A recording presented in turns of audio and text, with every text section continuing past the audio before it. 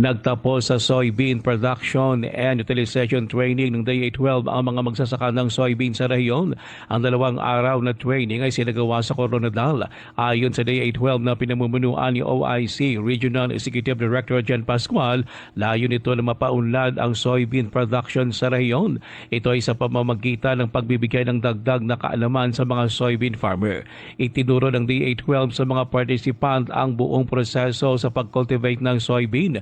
Kabilang sa mga ito ang paghahanda sa lupain, tamang pagtatanim, pamamahala ng mga pananim at pag-ani. Ibinahagi rin ng DA-12 sa mga magsasaka ang business opportunity sa soybean production at crop diversification na magbibigay sa kanila ng dagdag na kita.